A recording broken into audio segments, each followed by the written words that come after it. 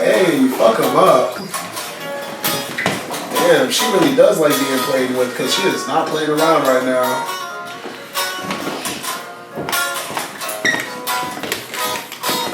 You know how crazy this is? I can hear what it would sound like if it was plugged in. That's how clear it is. PRS is great. Just eating snacks, so.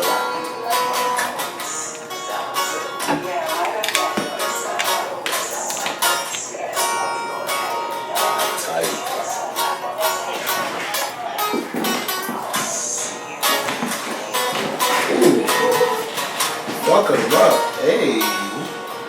Ooh. Who's this nigga singing? Oh shit. Hey. In his bag. Ooh. Oh, you hear that? That honeydew voice?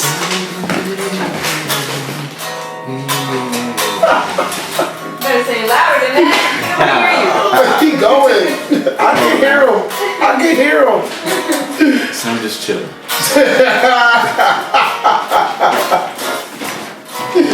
Oh, that's tight. So you gotta be careful with that. Yeah, that's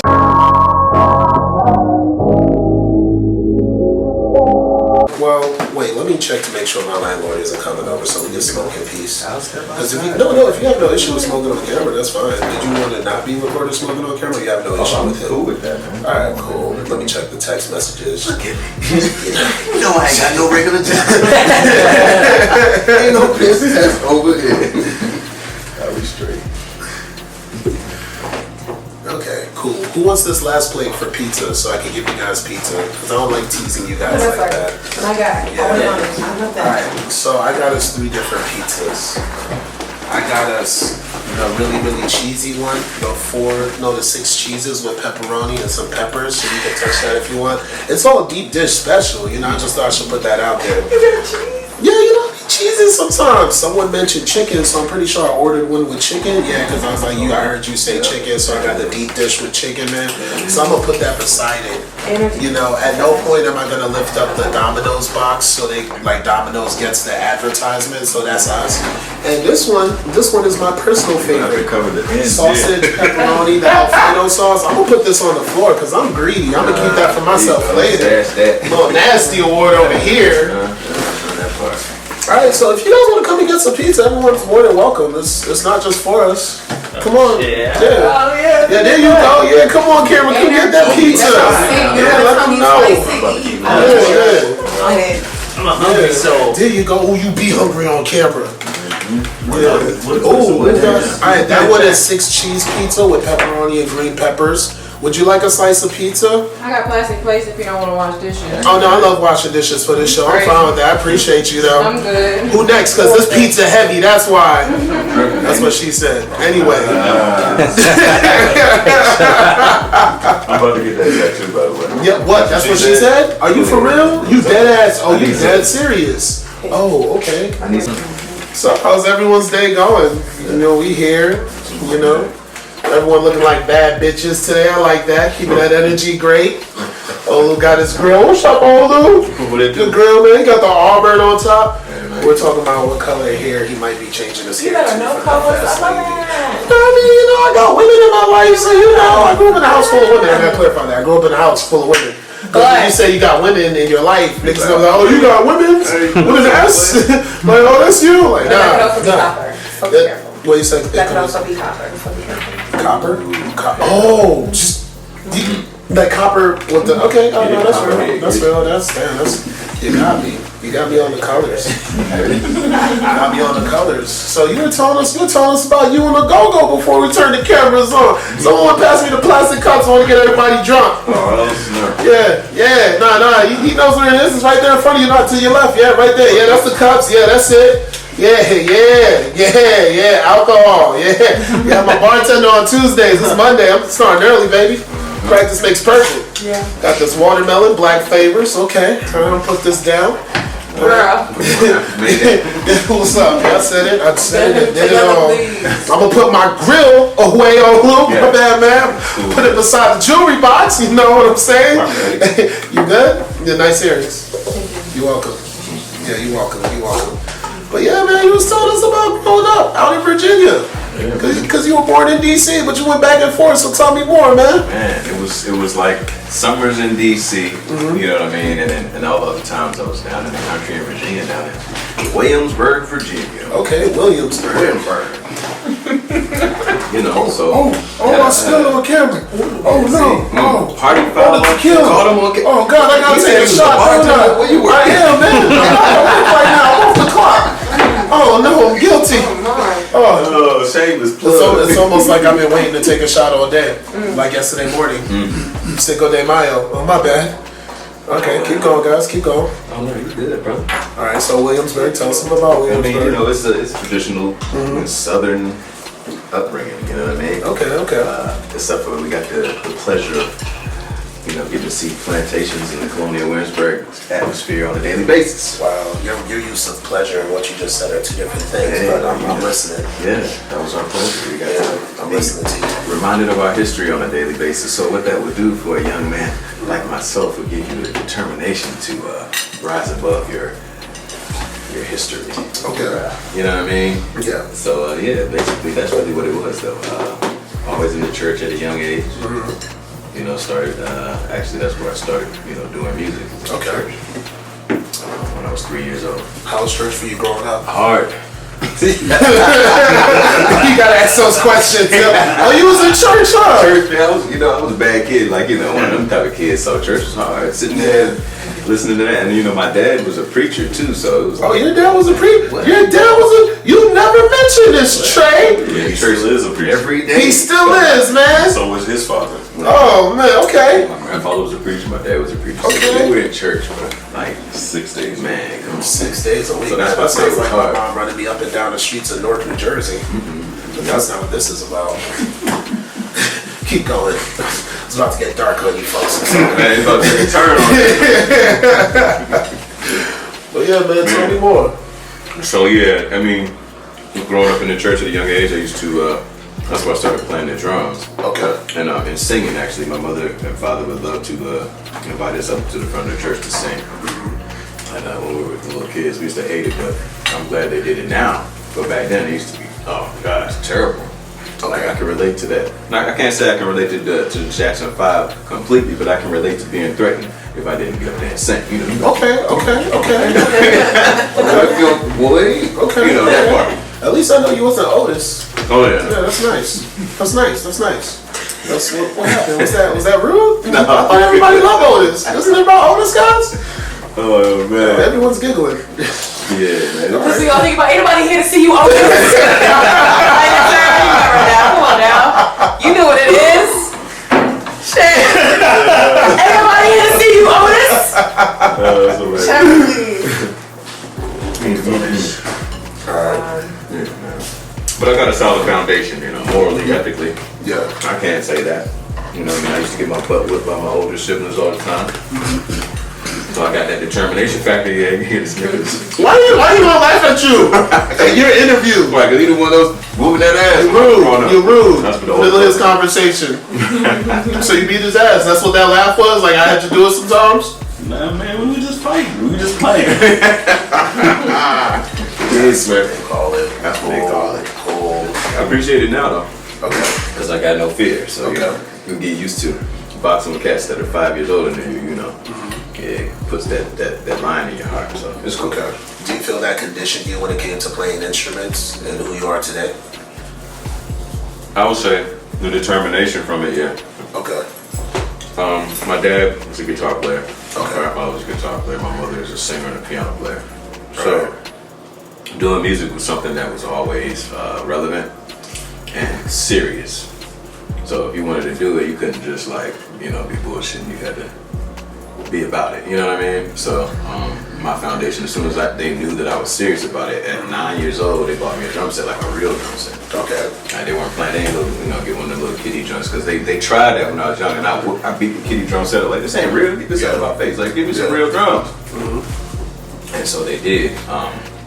You know, that's really where it really started. And they were like, you gonna learn how to play this because we paid this money. Okay. If that was a contract. Like, that was a verbal contract at 9 years old. Yeah. If we get you these drums, boy, you better be nice. Sign here. Did they teach you how to play music? Oh, no. Okay, so that was just on you. Yeah, You was just reckless with it. Yeah, I was like, they say when I was young, I was always beating on lampshades and playing and just, you know, always wanted to play the drums. So it was me. Like I said, going back to being 3 years old, when they knew that I had the talent to do it, we were at a church service where back in the day they would have summer camps at churches, and they would bring all the little kids that were in band together to do like this little concert. Remember that? Yeah. It was at First Baptist Church in Virginia. Yeah. Oh, so you had a list of niggas you could shit on. That's what I'm hearing in this story. I like where this is going. So yeah, like they had like this situation where they had this little choir, this kid choir, all the kids from the school come up, and the drummer that was supposed to play for them didn't show up. Okay. So they were sitting around waiting. So it's like an empty drum set, right? I'm 3 years old. I know the song. This was 3. I'm 3 years old. I know the songs, and I'm like, yo, man. You got a great memory. I'm like, yo, I remember this because I still remember the reaction on people's face, like, what the fuck? Because when I just got up, like, you know how a kid just shake the crowd, I shook my parents off and just kind of like ran up to the drums. Yeah. So my parents were terrified, like, oh, yeah, whoa, no, Not terrified. oh. So I started playing. Well, actually, they like, go ahead, let the boy play. You know how people start saying, let him play, the boy wanna play. So they laughing, yeah, he ain't gonna do this. The choir starts the song up and I start playing and I hold the group down and represented on the drums, and they were all like, what the? Everybody clapped and applauded, did the thing, and then from then on it was like, yo, get that boy some drums, get that boy some drums. Alright, big dick energy at 3. You heard that, guys? Yeah. 3 years old, That's slanging energy that at 3. Yeah. Yeah, man. And so they saw that in me, so I thanked them for that, for, you know, pushing me, you know, making me do it. And then, like I said, once they got the drum set, they really were on me about learning it. And then that's really where meeting Mr. Collins and stuff came into the picture, who was my mentor. Mr. Collins was the drummer for the Isley Brothers for about 14 years. So all the hit records and stuff, that's my man, Mr. Collins. Right, shout out to Mr. Collins. Yeah, shout out to Mr. C. What up, man? So is Mr. C the one who exposed you to go-go? No, actually, he's from New York.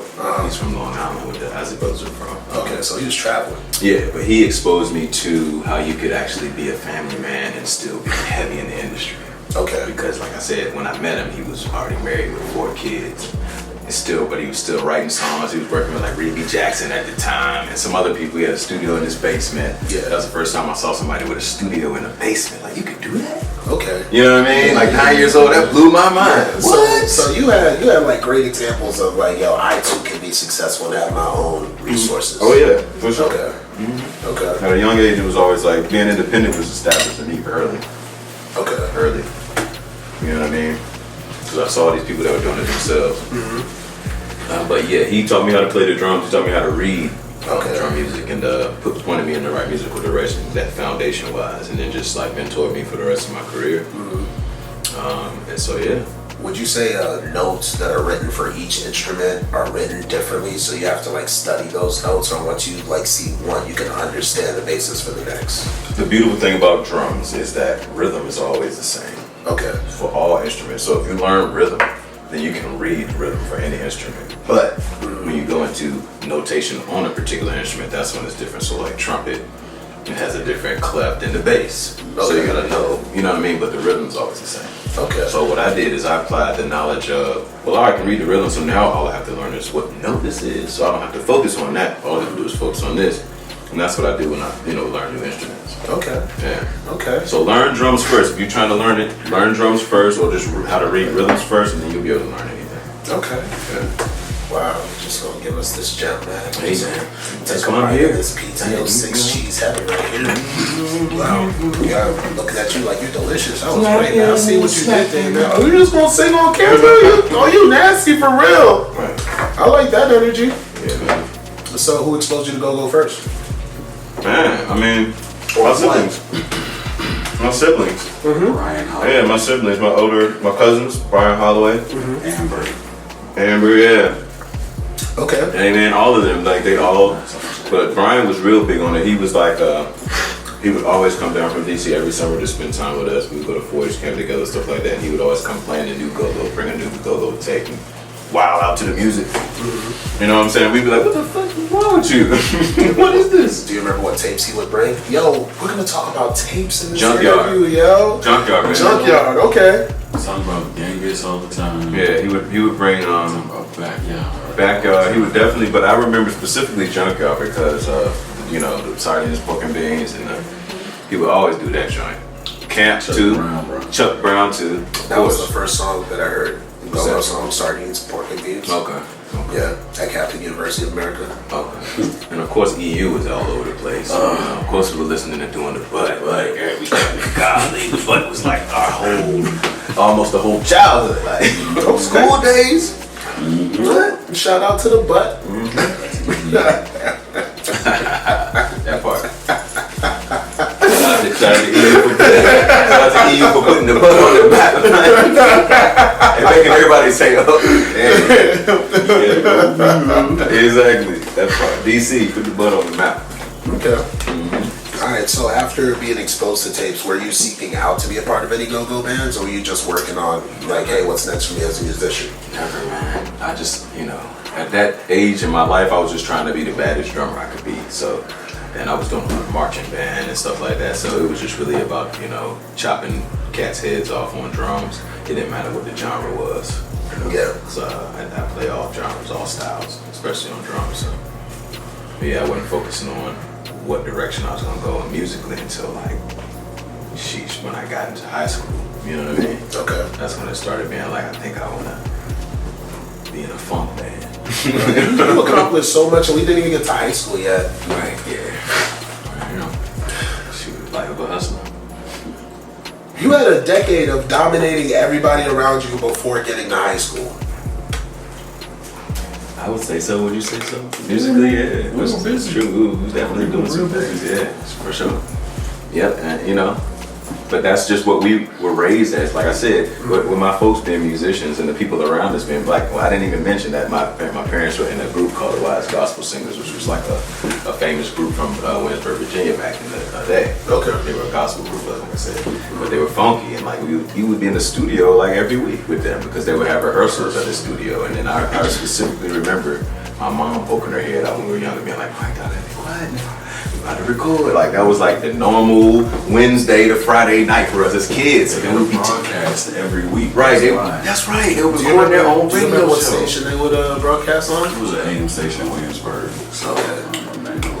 So yeah, we grew up, you know, watching the lifestyle too, like having to go to their concerts, having to go to their anniversaries, and all these bands would be honoring them because they were a big time group. Yeah. And so we would have to sit there all day and like, oh my gosh, watch all of these different bands while they pay homage to, you know, our folks. So you let us know how boring great this can be. Man, listen, just let you know how the exposure was so deep for us too, because I got to see so many different musicians, like, and I didn't realize it then, but I like, you know, now when people ask me like, well, how you play the way you play, or you know, how so much depth, I realized because I was studying my whole childhood, force fed. Yeah. You know what I'm saying? Basically. You remember we could mimic every group style. We could do those songs when they came up as kids amongst ourselves. Yeah, So. yeah, straight up. We got that serious, man. So I'm thankful for it now. Like I said, it's a great foundation. Yeah. Sheesh. Trey, if I knew you was gonna be a part of this interview, I would've been like, yo, you need to get a seat because you coming in with like all the behind the scenes stuff right now. Oh, you camera shy. I ain't Trey did towards at El Rey. Serves the best drinks on Friday. He has a grill. Beautiful young man over there with the long hair. Don't care. Alright, Trey Diggs. You doing these compliments regardless. This is not my time to shine. It's about him. It's not about me. Alright, I got you. Listen to that, man. Okay. Alright, so after the greatness, what came next for you? Well, in terms of like, well, would you say you were in your parents' shadow, or you guys were always good at standing apart from anything your parents did? Oh, that's good. That's a good question. I don't think I would say, no, I'm definitely not in their shadow because they are very religious, and so they wouldn't do anything secular. Yeah. In no type of form or fashion. Okay. Not even on accident. So, yeah, no, we definitely are miles apart from that, but that's another thing that I can't think keeps it sane, because they know that we're not trying to be like them. You know what I'm saying? They were doing our own thing. Yeah. Yeah, man, it's cool. And that's funny because like I've known you for about 5-6 years now. Ever since I worked at Velvet, and every time Trey had a birthday, you would come through. Never knew your background. I was just like, nah, you like the brother of my boy, so like you cool at all times. And now we did this, and it's like, oh, you was doing all the big shits, but you never been cocky about it, man. Did you like pick that up from your family too, or is it always just like, well, this is business, and we're here to celebrate my brothers, so like, why cross lines? Cockiness is definitely not something I've ever been a fan of. You know, pride goes before the fall. One, but two, I know where my talent comes from. Like if I created it, then it'd be different. So I know it's the outer worldly energy that courses through. And our background, like I said, being raised in the country, cockiness. What you gonna be cocky with yourself? Right. Yeah. Ain't nobody around. So our family also was never. We've all seen these people who like might have a little bit of talent or want something, and their family will be their biggest fan. Like, oh my God, they're amazing! Look, and their kid be terrible. Our family is the opposite. Yeah. Okay. We will think we are terrible for our entire lives. Not on some like abusive type shit, but like because they like you could have done that better. Yeah. I was nervous watching. That's my mom. Every time I perform or do anything, your performance made me feel nervous. Okay. That was the critiques. Yeah, every time. Wow. You know, like so when my brother tells me I did well, or you know, it's because I know he means it. He's not trying to blow sunshine on my. Same with him, like you know, like you can say ass here. It's okay. You could have completed that sentence. We curse on this whole joint. It's fine. Like thinking about it. Yeah, we ain't got no sponsors. We good. It's whatever at this point. This dude right here, he plays. We both play music. You know what I'm saying? Like we used to jam together when we were kids. He plays tracks for me. I listen to some stuff. Like he knows if I don't like it, I tell him.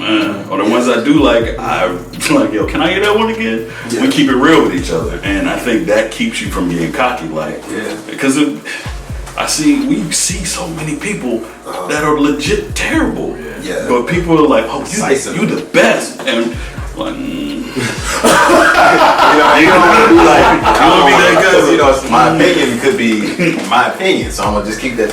You know, that's the thing about cockiness, man. Like it's like your opinion is not really reality. You know what I'm saying? So I might not think you're good, but guess what? You still might sell a platinum album or whatever. You still might have a performance or energy about you that is attractive enough to make you successful. And that's today's world. Yeah. So it's like, what would be cocky for when I know that one is always gonna be somebody better than you. Always.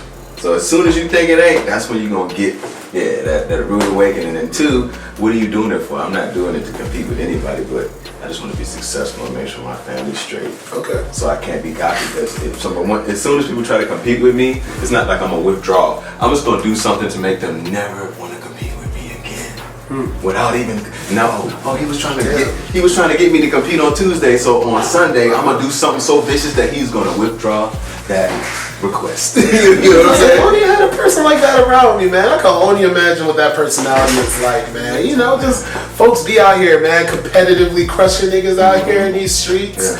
Getting backdoor offers because they killing the game.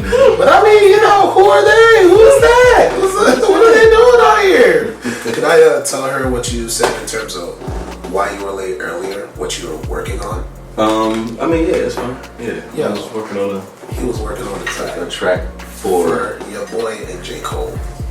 Yeah, the style track for that. Yeah, friends. See, friends. Yeah.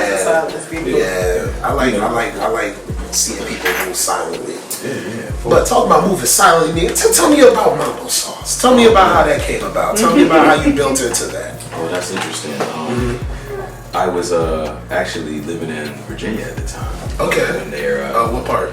Williamsburg. So okay, still out. I went back home. I had graduated college. I went back what home. college? I went to Bowie State University. Oh, shout out to Notorious Bowie State University. Dodge City. Oh, we got us a bulldog at the I went to table. Howard too, though. Oh, you went to Howard too? Oh, HU? Were they saying the part back then, or they didn't have that yet? Yeah, they were still saying. Okay, because I know that's a new thing for like some of the older generation. Yeah, I was in the market. No, they didn't know. That's a recent, HU, the older generation that's like, but a lot of the older generation that's like above 45 and up, they didn't have that before. So like, you know how we do Velvet and Dodge City, we have the Howard Homecoming, and a lot of the older crowd comes there. That older crowd has told me they didn't know about that saying until like 5 years ago. So they're just getting educated on something new that's a part of their brand for Howard University. Yeah. So like you guys know it, but that's like an age difference. So like that started around your time. Okay. So that's crazy. I was in the marching band at Howard and everything. Okay. Drumline. Okay. What brought you over to Bowie? I went on tour while I was at Howard. I went on tour in 2005 with this group called Surface. It's an R&B group from back in the day. They did the song Only You Can Make Me Happy. Yeah. So you're a part of that? Yeah. Oh, you know the song too? Yeah, I know the song. My mentor, Mr. Collins, okay, was the keyboard player in the group and the songwriter. He wrote that song. Okay. So he pulled me on like, y'all know a drummer. I played drums and sang background with them. Okay. So when I withdrew from Howard to do that, I was gone for a while. When I got back to school, they didn't honor my withdrawal. Oh. And so basically I had a 0. Okay. When I got back to Howard, so I had to transfer. So I transferred to Bowie and finished there. Okay. Yeah. And what year was that? That was, I finished in 08. So this was 2005 to 2006 when I was on tour. Okay. Wow, that's amazing as hell. Keep going. That's crazy. Yeah, it was cool. But I mean, Bowie's cool. I'm glad I ended up finishing there. It was a good experience to go there too. Okay. Did they have a strong music program over there too? They did. Actually, I got, right into the Symphony of Soul marching band. It was Adolph right at the time. And so they let me do my thing there on drums. I was a section leader there for a little while as well. And Howard too. And so it was cool, man. That's where I got a lot of my performance stamina. Okay. Marching band is what gave me performance stamina. Okay. I've been in marching band since I was young. All of us. Yeah, him too. He was in marching band too. He was a drum major in marching band and all that. Played saxophone. You never mentioned any of this. All these conversations, all these jokes, never mentioned any of this. We see each other once a week. I see him more than my Onions have a lot of friends. layers, man. Yeah, they do. He is an onion, man. Never cries, but he's a great onion, man. Great onion over there. It's because I've done a lot of stuff. We've done a lot of stuff, but I don't feel like people really want to hear about the stuff I've done. You know what I'm saying? Like, I will talk to people about what they want to talk about. I do have a lot of stuff that I'm trying to get done, but it's a lot of stuff going on in here. Yeah. So if you want to know, I'll sit down and talk to you about it. But I'm not trying to be that dude that says, and I did this, and I did that, and I did this, and I did that. Well, I did that too. I see you guys making fun of those people. I see where this conversation is coming. You guys have done this before. You guys criticize a couple of folks. Anybody ever tell you guys look like brothers? Yeah, a few times. Yeah. All right. So say that out loud. Aww. Yeah. But those experiences, like I said, and I'm grateful to marching band. Like I did marching band for 13 years straight. It put me through college. Yeah, that's how I got scholarships in school and stuff. Okay. Playing drums. I didn't actually start playing guitar until I quit marching band, which was in 2007. We appreciate you, man. Hype me up. Thank you. Appreciate you. Hashtag. I had to stop so I could graduate, because it takes a lot of your time to do, marching band is very demanding. It's like football. People don't know that, but it's the same type of rule. You on that same field. The schedules are the same too. Schedule's the same. The workout schedule, you start in the summer, just like camp with football. And my drums, I played the quint, so that's 75 pounds. What's a quint? It's actually 5 drums. Okay. That you see the guy do. Oh, so the one that's tied to. Right to the waist. So that's 75 pounds that you're carrying all day. So, I just got that, like I said, that performance stamina of doing that. It makes this other shit so easy. Yeah. Like, I got to do a little 45-minute set with a guitar. Okay, well, I can headbang the whole show. Yeah. People be like, damn, how does he do that? Because I'm used to carrying a 75-pound drum and still headbanging the whole show. So lifting wise, did they have you guys working out your back so you could keep your I did. good? When I was in section leader, I used to make my drum line workout. It was a part of the curriculum for me. But I've been under people's leadership that didn't think that it was necessary. They would just do little push-ups and shit. But my drummers were swole.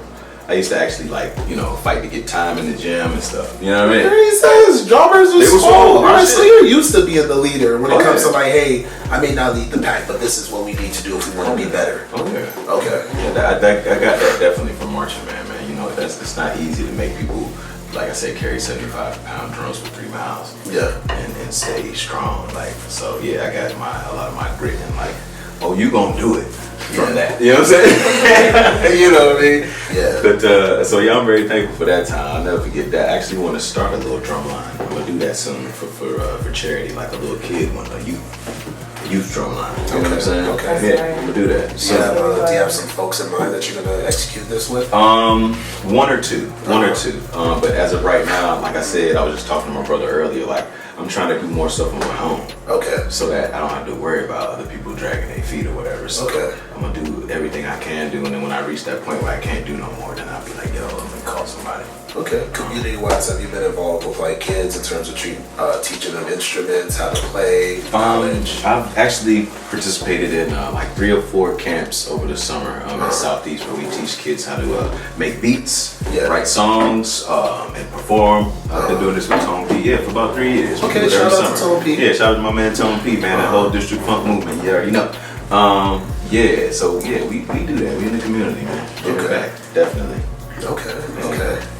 Alright, well, this is when you transition back to mambo sauce. Because now that you told us about all that sauce you had in college. Right, that's what led me to that. I'm sorry. No, don't apologize. Yeah. This is a great story. Like, we can stay on it all day, but... What happened was, Mambo Sauce was about to do a national tour, and right before the tour, the guitar player that they had quit. Okay. And so the tour was about to be over. They auditioned people. I came through, and they liked me. And then that was it. The rest is history. After I stepped in, we took the brand to the whole nation. They received it well. But what I added to it is, like I said, the rock star essence. Like I said, I headbang, hold the show, take shirt off, kick, look around. So when people saw that, it just made them think, oh, this go-go shit is like, woo, I like this shit. What is this? You know what I mean?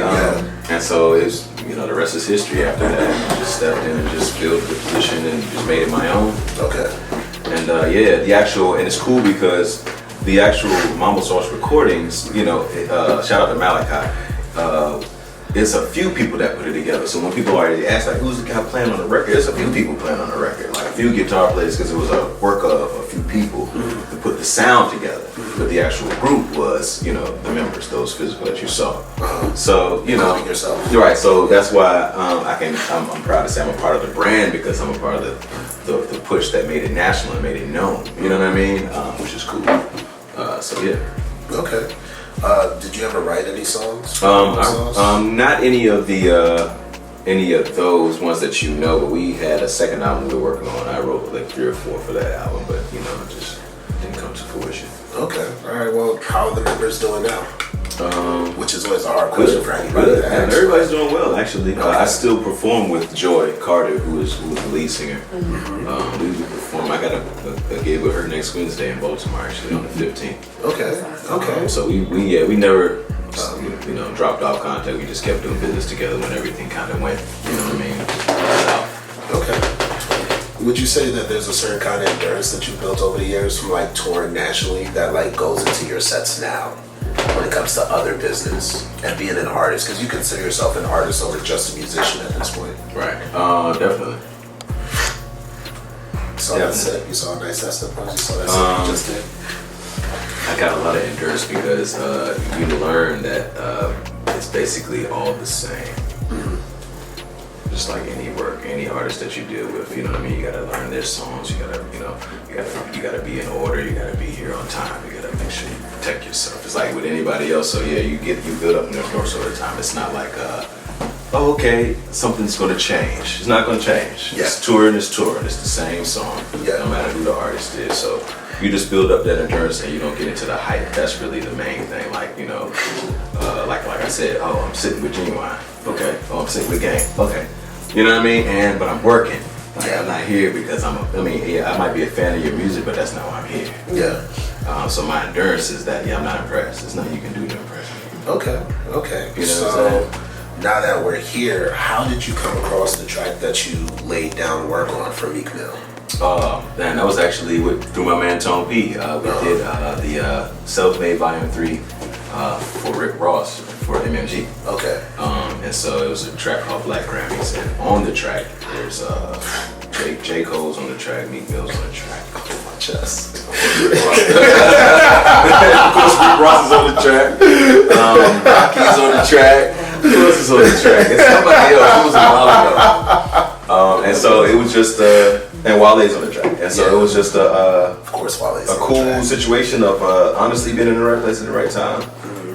You know what I mean? And we do a lot of stuff via email and over the phone. You know what I mean? Like, yo, I need you to do this on this, bang, bang, bang. So we, Tone P and I, he did the track, I laid the guitars on top of it, and then we sent it to Rick and them. They laid the verses back, sent it back to us. You know what I'm saying? Add some sauce to it, and then the shit was done like that. Like, which is how a majority of things are done these days. Okay.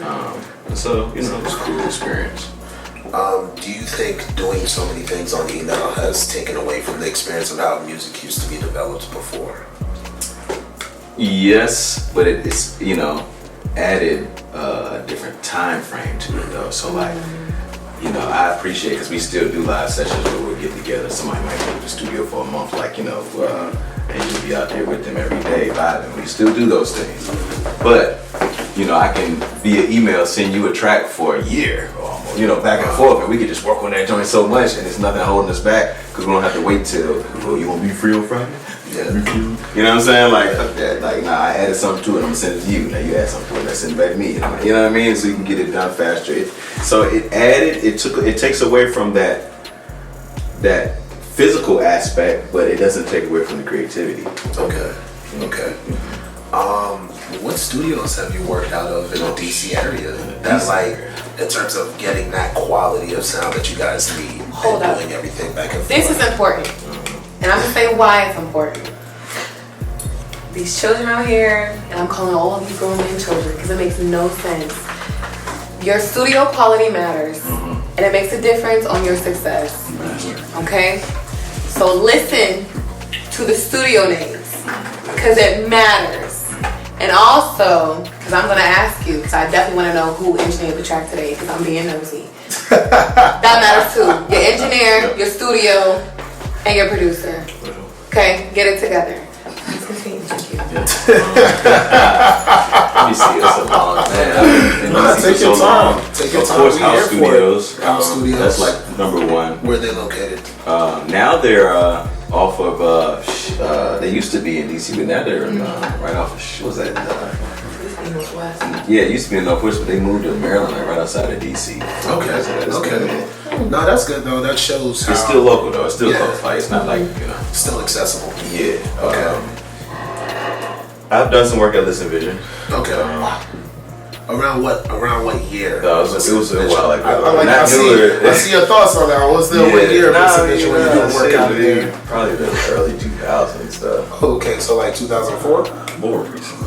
Nah, like 2011, 12. Okay.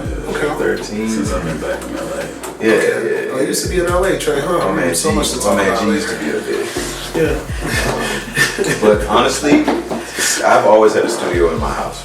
Okay. Yeah. You know, so I go to these studios, but I've always been about having my own shit. I had my own studio in my Can house you since share what mic you 2006. use for the children, please? What do I have at home? Shit. What is my condenser mic? Damn, I don't even know what type it is. It's not no. I'm not big on that type of shit. I'm just big on how I make it sound. I don't know the name of my microphone. I'm sorry.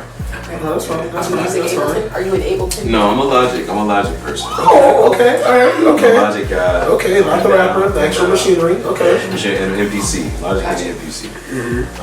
And of course live instruments. But damn, I guess I should know what mic I use. I mean, For the other interview, because we can always do follow-ups. Like, Yeah, this ain't over. right. You know, you might come back here in a high That- chill somebody next might like time, that, man. right? Yes. See, they know that. But no, honestly, I'm one of them dudes. I've always worked with what I had, so and that's how I've been raised. So it's kind of like it don't matter what the mic is, as long as you got that don't sound the way it's supposed to sound. Yeah.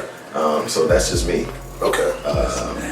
That's my nana, right? That's straight up like, hey, bro, that's country right there. You know. Okay. And what's the third studio? You've named 2 so far. I mean, that's because, like I said, I can't remember all of the studios. Well, It's been, you just got one more now. I mean, you what's the already. name of that joint on Capitol? Most people know studios are stumped. I like this. It's like I got food in front of me. Well, like I said, when you do all your work out of your own home studio, you don't need to know. So when it came to building your own home studio, what was your first thought process of what you need to secure to have like the best quality sound? Like when it comes to your environment and your machinery. Man, I'm a Mac guy, so I had to get the computer, of course. Got to have your Mac situation right. Yeah. You need your keyboard controller. You know, you're gonna have your. I got a normal writer studio set up with a few extra bells and whistles because I, play live instrumentation. But it's based upon that. Gotta have your keys right. I needed a way to record. That's why I got Logic. It's a very simple setup, man. And then like where I'm at, headphones suffice for mixing. You know what I'm saying? I got the little microphone cone situation that, you know what I'm saying, so I can record right there. So what does that cone do? What it does is it blocks out the dead sound and stuff so that you can, it could sound like you're in a booth, but you just standing in the middle of a room or whatever. Okay. Which is the way it's done these days. I mean, it's unfortunate, but people aren't paying money to go to these $1 million an hour studios because they don't have to. Technology has made it so that you can buy the right plug-in to make your living room sound like a A-list studio with all the bells and whistles. Yeah, but you definitely say that your foundation of what you've learned growing up from drumline up to this point goes into the quality of music that you're able to put out and these artists that you're able to work with now. Definitely. So there are producers here and there who may not have that background, who can make it, but the majority in the industry has to have that thorough background. Would you say that? No, definitely not. Definitely not. I've worked with cats that are making big moves in the industry and don't know how to play anything. Okay. It's all about it. You know, you can have a good ear and hear a hit like, yo, you can add some claps right there. And that joint will be woo! Or you need to turn the bass down a little bit. But you might not know how to play that bass. But just that, because sonics goes into it. People don't know about like with songs, sonics, frequencies and all that is what really makes records hits. Like we've all heard the same patterns and chords that we hear on these songs millions of times. Yeah. It's just how they play it and the sonics that they use when it crosses our earway. You know what I mean? So, dog, it's some cats that, like I said, that have no type of music ability but can really orchestrate a whole song. Okay. And are working well. I mean, DJ Khaled plays a little bit, but not like you think. You know what I mean? Like, but he can come in there and say, I want that joint to play boom, boom, and drop the joint on the one, like boom, and then his people will make it. Okay, you know what I mean, and make it happen. So, but he wrote it. Okay. Technically, he wrote it.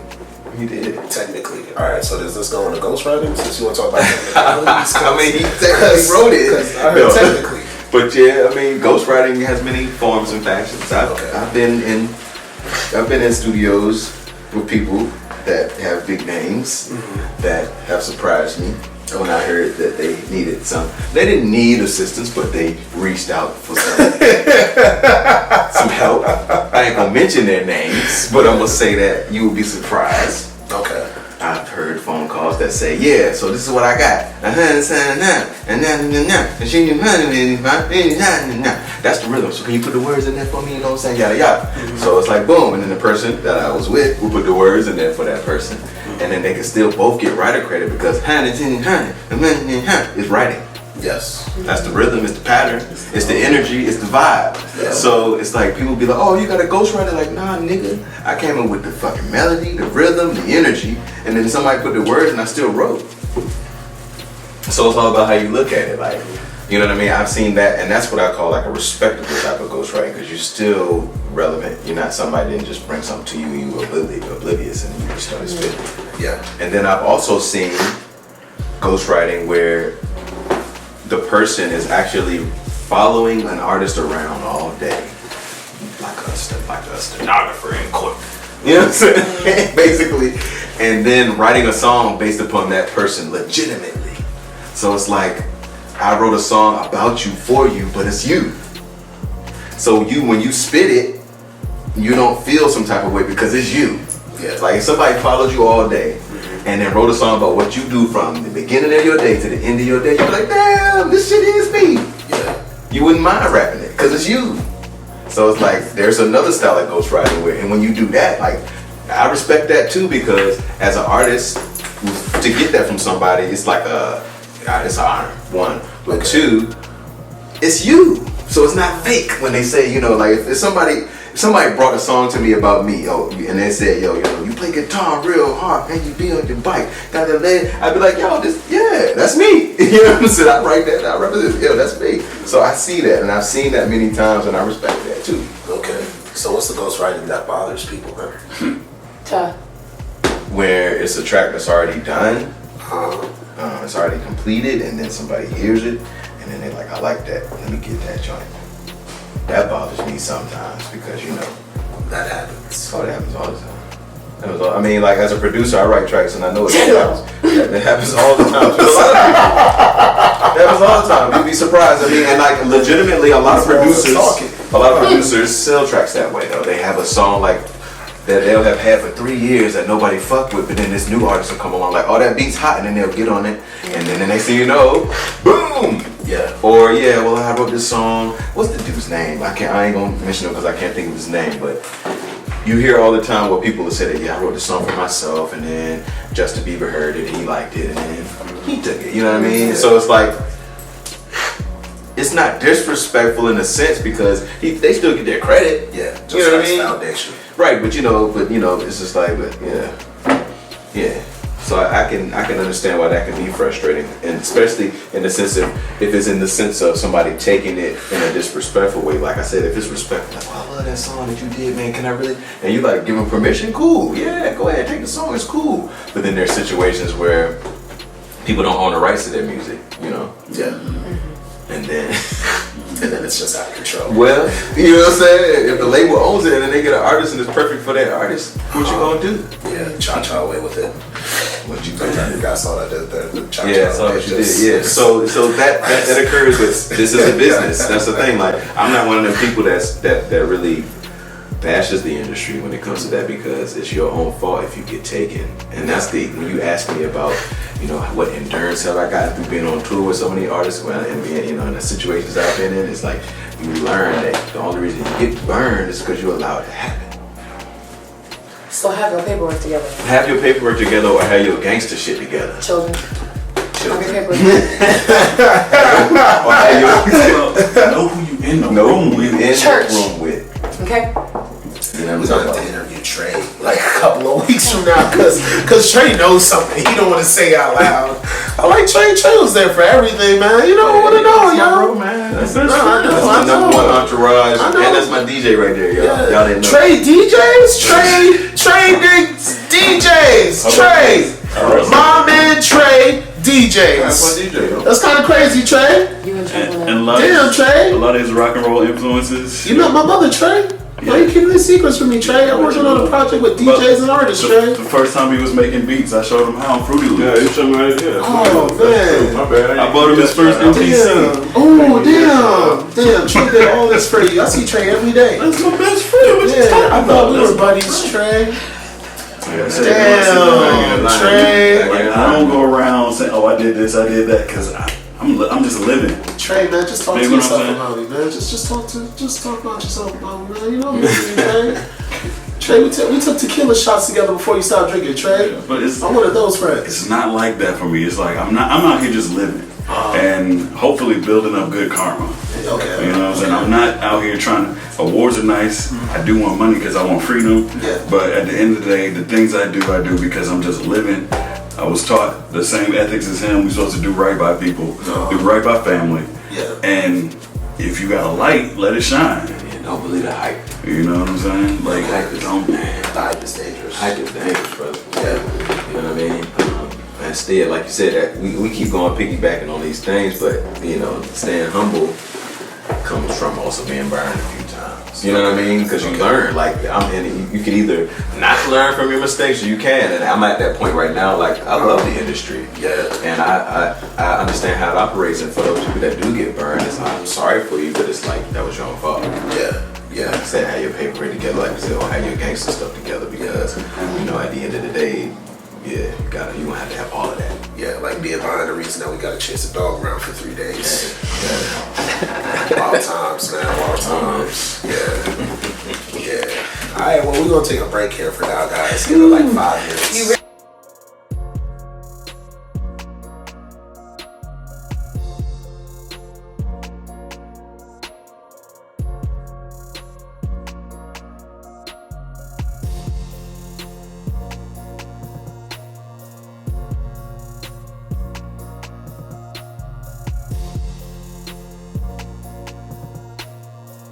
Okay. Very well. Okay, I appreciate that. How you feel about the interview, man? You told me some great ass stories. I'm like, damn, yo, you just made me want to dig all in your past. Like, yo, tell me about your ex, son. I want to hear all the stories, yo. Tell me about your first snack on Bowie's campus, yo.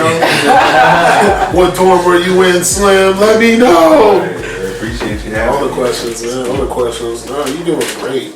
How dare you? Who do you think you are coming in with this greatness and whatnot?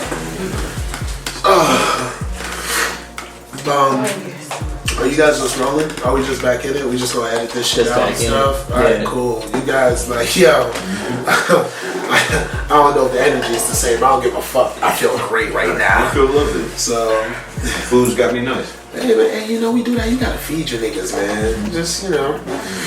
Alright, we did the edges, etiquette. Actually, has your etiquette changed in between performances coming up to this point? Like, who you were when you first started? Like, let's say your setup, drums. Your first tour, were you on drums? Did you move to the guitar? You know, like your favorite guitar that's behind you for this interview that you're going to talk about a little bit later. Like, you know, how has your game as an artist developed up to this point? Well, when I was a drummer, I was the driving force of the situation. So, like, as my confidence was in a different place, it was kind of like, I know I'm set in stone. That's why I'm here. So I'm gonna just relax. I'm chill. I'm not really worried about my job. When I switched to guitar, it was more like so I was a laid back guy. When I switched to guitar, it was more of a, I want to be here, so I gotta like break through. I gotta break through. So it made me turn into more of like a hard lace kind of cat. So when I'm playing guitar, it's more serious. It's more like, nah, man. You know what I mean? Like, I'm having fun and I'm relaxed, but in a different mindset because I had to fight to get there. Yeah. You know what I'm saying? So my etiquette has changed now. Yeah, like I'm going for the jugular every time I perform, just because that's just it, as opposed to just doing it for fun when I first started, or doing it with these optimistic goals. Now I have like a real goal, which is to make sure that people remember, you know what I'm saying, the performance, or remember who I was at that time. So, Okay. yeah. So, since we're on memory, you've told me in the past that you've had to travel back and forth between the DMV and LA just to be memorable when it comes to the jobs, your significance in that market, and how it's developed into who you are today. Yes. Tell us a little bit about that. Yeah, I was fortunate, and I am fortunate to have a big family in LA. Okay. A big support system. So yes, I've been able to travel back and forth.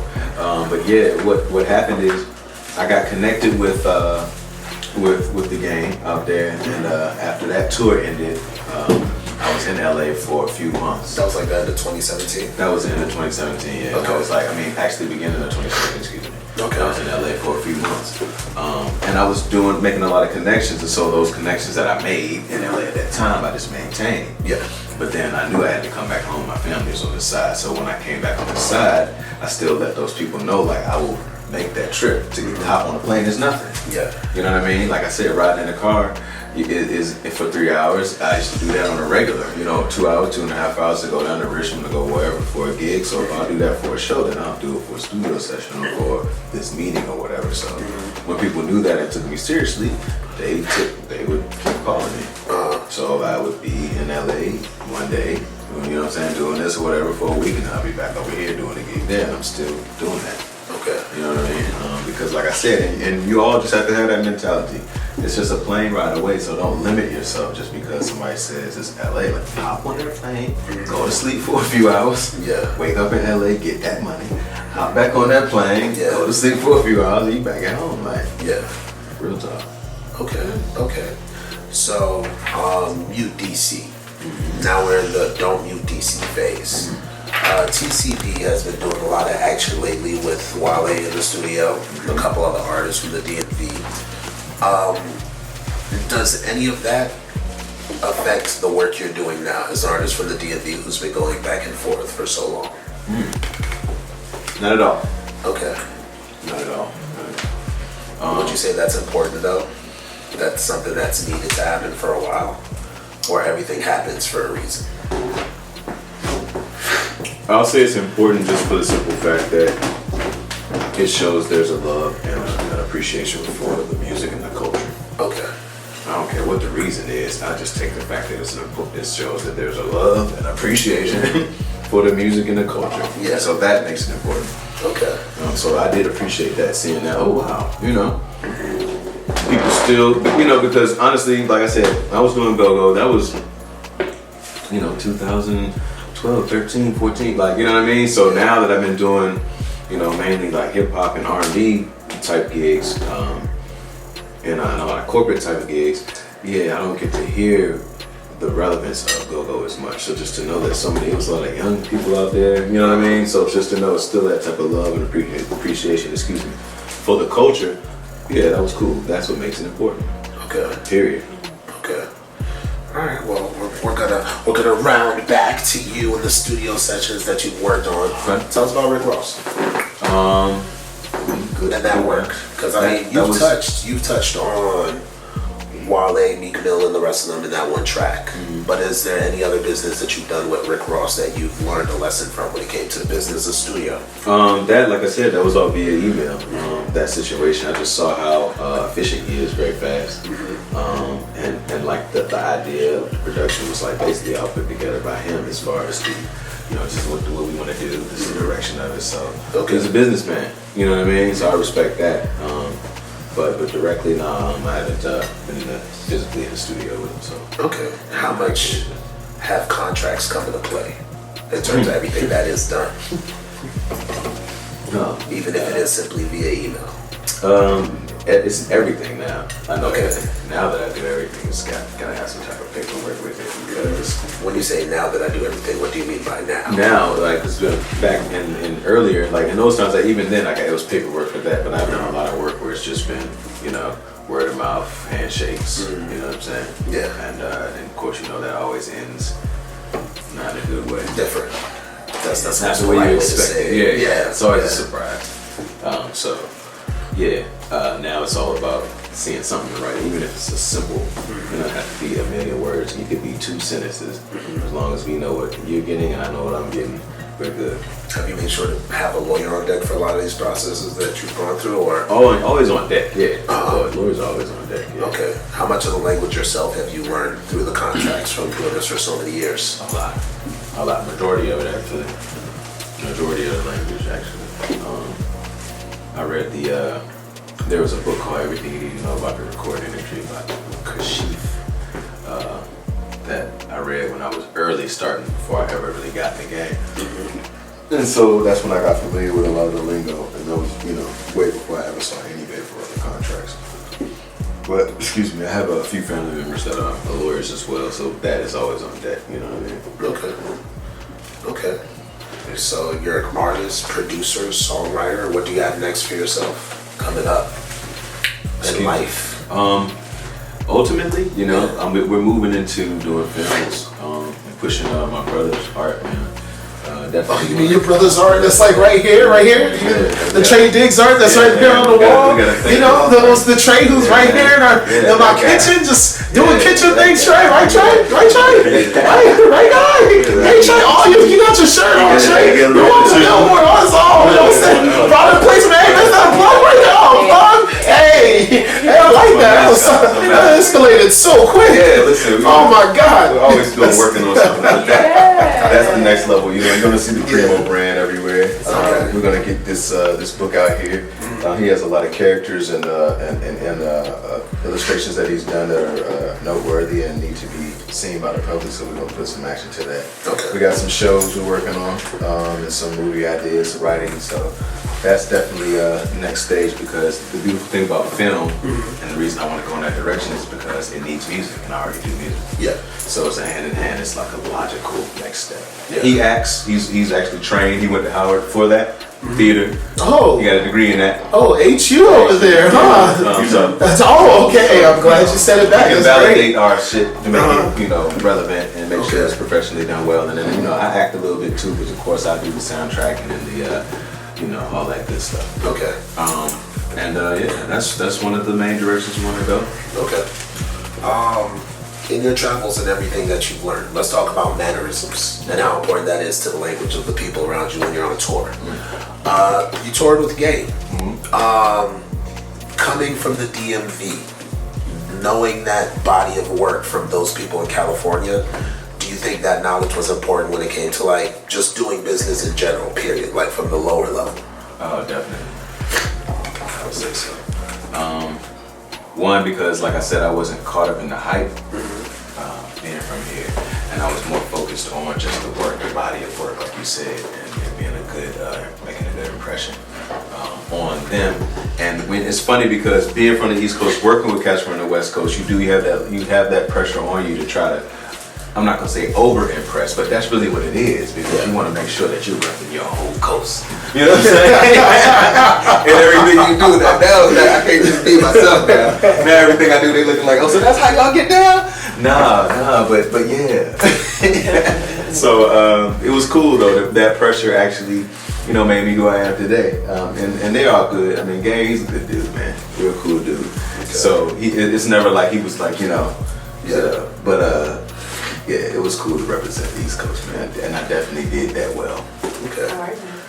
How significant would you say it is to know the nicknames of the people that you work with and for coming into this game? Because like every artist that we've talked about has each had a nickname either from their neighborhood or from like their moms and pops growing up, that a lot of their initial people know that you learned going on tour. I mean, it's significant if they've given you the permission to use it. Because if you know it, but if they don't know you like that, you better not use it. Yeah. It might be a problem. You know what I mean? So you've seen it be a problem. Yeah. The significance is, knowing when and where to, say those certain things. But yeah, if they've been like, folks call me so-and-so, then it's like, oh, okay, cool. Yeah. That's permission. Then it's permission, yeah. But if you hear another person say it, and then you walk up like, yeah, it's gonna be a funny history. Have you seen business deals go wrong over people crossing that line too early? I've seen people's energy affect their business and their jobs ultimately. So, subtle things can do that. So yeah, I would say that. Yes, I've seen people talk too much. You know what I mean? People party too much. Yeah. You know what I mean? And even in a situation where you think you should be able to, there is a time and place for it. Okay. Yeah, man. So it's possible, and I've seen it. So I can say this to that. And you gave us a gem. I'll be in the room with someone know their nickname, like, I think I need to say their nickname out loud. Straight up. You might hit a record. What? Who told you that? Excuse me? Alright, so for a lot of the talent within the DMV, in terms of the rap circuit now, what advice would you give them when it comes to doing work in LA or going out somewhere else outside of their niche community? Because since I've been here in 2007, a lot of people are under the impression that in order to succeed and get the best quality of whatever it is that I'm doing as an artist, they have to go across the US. You have to step outside of your immediate scene to appreciate your immediate scene. So I will say that it's necessary for an artist to go to LA or out west or go to Atlanta or just go somewhere that you think that the energy is popping more, not to move there, not to stay there, but just to experience the vibe, create there, and then take that back home. Yeah. And then increase your situation at home. That's one thing, like being in LA and being around and traveling so much, like I do, going to other countries and stuff. I just realized the significance of being here in this particular area in the DMV. Is we have access to so much. Yeah. So many things that people don't really utilize. One big thing is this: you can have your camera anywhere. You can film a music video for free in front of the Lincoln Memorial if you want to, right now. Yeah. If you pull a camera out in downtown LA, you might get a fat ticket or you might go to jail. Or they might just take your camera. It's real. Like, people don't appreciate, like, I remember literally trying to do some music videos. I was working with Safari at the time. We wanted to get some B-roll downtown. You were working with who? Safari. Oh, okay. I guess I did. You said that loud enough. See. Yeah, we were trying to put some B-roll downtown for some music videos. And I remember just pulling out the camera on the Humble and the police swarming us like we were out there with guns. Like, really? Like, you got permission? We're at the Staples Center. We just wanted to get a shot at the top of the Staples Center, the building. We couldn't even do that. Yeah. And I was like, man, I can literally be in DC in front of any monument with a whole camera crew and nobody gonna say anything but, hey, just don't make too much noise. Yeah. That's all they gonna say. As long as y'all don't make too much noise. Yeah. Cool. So take advantage of that, man, until it gets hot.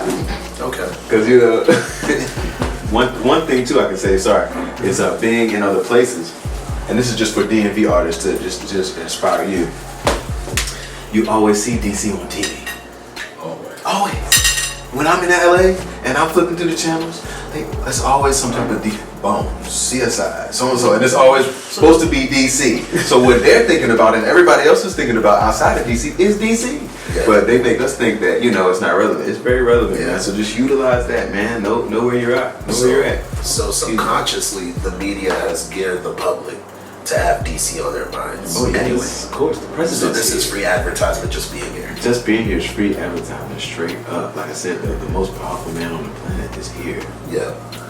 So he's always gonna make this place relevant. And you can technically say he came from Hollywood over. Hey, I mean, and whoever I'm just saying, like, and then he in general, she, whoever the president is, they always gonna be here. So it's always gonna make this area relevant. Wow, I never thought of it that way. You got anything that caught me off guard? I never thought of it that way. That's one of the main reasons why I came back here. Oh, so you moved back here? Yeah, I came back like, man, what if I could be here making so many more moves without having to spend money to get these permits to do that, and then I can send all these videos here right there. Yeah, and since you have those relationships already, that's not going to change. Right, and that's the thing. That's why you have to travel, because you got to make networking connections in these places so that you can then come home and then send stuff back or then do business. That's the difference, but that's why I did that. I always wanted to be bi-coastal. Since I was a little boy, that's been my joint. Okay. I was like, I don't want to be local, I want to be bi-coastal. That was my slogan. Okay. So, here we are. How do you think the markets view us international-wise? Us as Americans, Black African Americans, or just DC? Whichever one you choose. Well, I mean, internationally, in my experience, they love us. You got to understand, the history of America is significant. And the product of our history is significant, and we are the product of our history, and so that makes us valuable in any other country.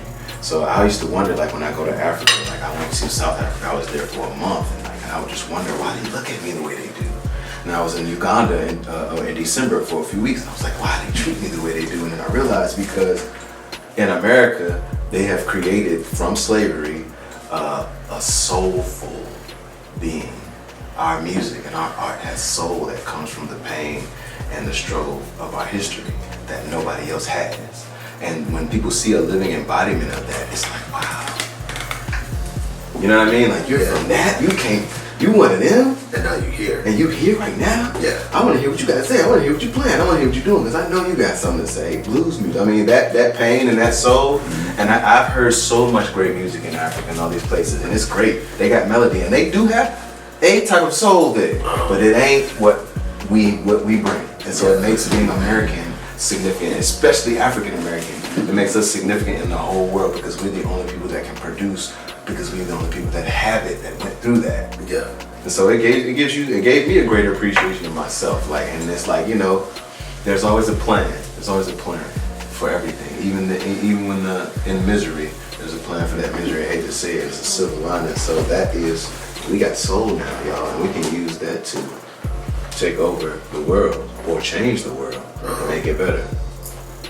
Okay. Yeah, man. Travel, gotta travel.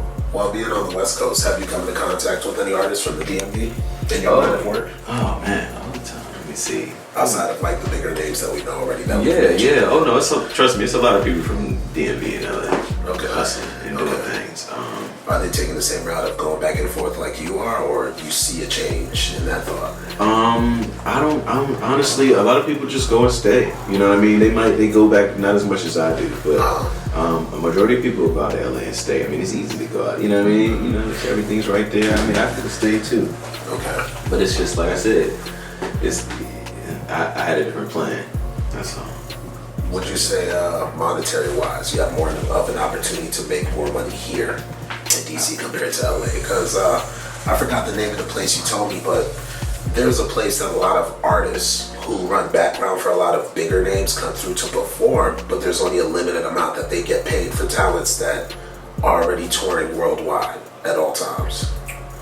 Yeah, there are a few situations like that. Yeah. And unfortunately, like I could say, like in LA, you got to think that's a saturated market. Yeah. So many musicians, everybody's talented. So much talent there. So when the expectation is for you to be talented already, and the monetary expectation is low. Yeah. Now, if you surprise me, like if I expect you to suck and you come and you crank it and you're real talented, man, you're gonna get paid. Yeah. But if I expect you to crank and you crank, whatever, I'm gonna give you $75. I don't care if you just got out to it with Lil Wayne or Beyonce. I don't care. Because guess what? I can get any other person that just got on to it with Justin Bieber, whoever, to take that $75 to take this gig because it's LA. So it's a different saturated market. Like, and if you're not connected, thank God, you know what I'm saying, I got to meet some people early when I was there. So I wouldn't have to go through that hustle, but I went through that here, you know what I mean, in the DMV, you know, that exists here as well. So your value went up by leaving the DMV and coming back? Oh, definitely. It definitely did. And that was, like I said, a part of why I did it. Okay. Like I said, it's necessary to step outside of your area and see your worth and see the importance of your area, but don't necessarily, you know, leave and never come back type. Yeah. You know what I mean? Yeah. Okay, well, I mean, you got an Essence Fest coming up. Oh, yeah. Your first one ever. First one, man. Yeah. With your man, who you with? I'm with Genuine, man. Okay. You already know. Multi-platinum. Oh, man. Not many people can say they perform with multi-platinum artists, man, but yeah, Genuine is that. Okay. It's a blessing and an honor to be able to share the stage with them. And I look forward to Essence Fest. It's going to be awesome, man. It's going to be. I don't know what I'm gonna do, but it's gonna be something. It's gonna be something crazy, man. I mean, you know what I'm saying? I might wear a mascot outfit or something. I don't know. We might pull out. We pulling out all the stuff. We'll see. Well, speaking of pulling out, you gonna pull out that guitar behind you? Oh man, you wanna see that? Yeah, what's up, man? Let me see that. It's right here. Tell us about your instrument. Oh man, this right here, man. This is a background John right here. She's been through a lot of wars with me.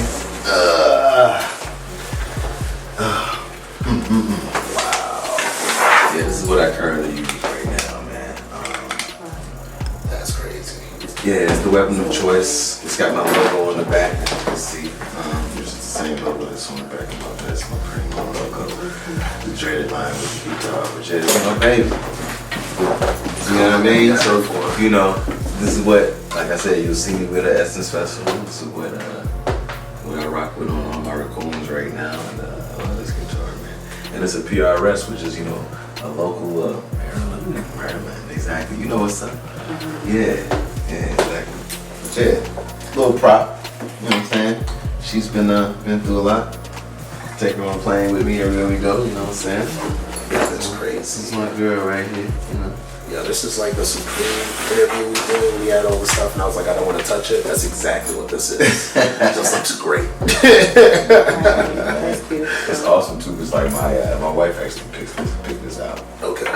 We were in the store and I was looking at something totally different. They had this on the shelf high all the way in the back. Yeah. This is one of the last ones of these that they made. So I got one of the last ones. That's fine.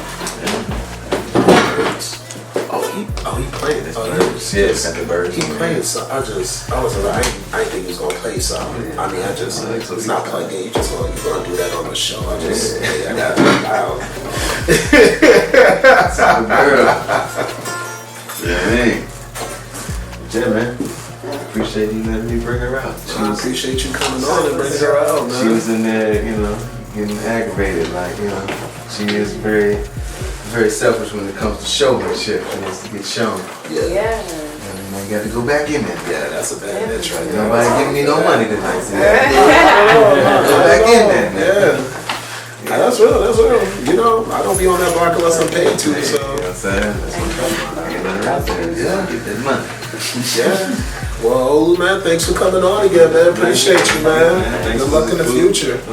Yeah, we're not going to applaud you. We're just going to feed you. That's how you do it. That's how you get love right there. I sleep good tonight.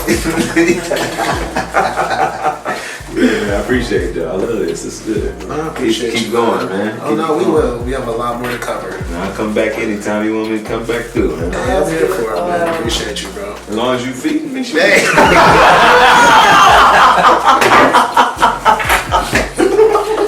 That part. All right, this is another episode of Snacks. We good.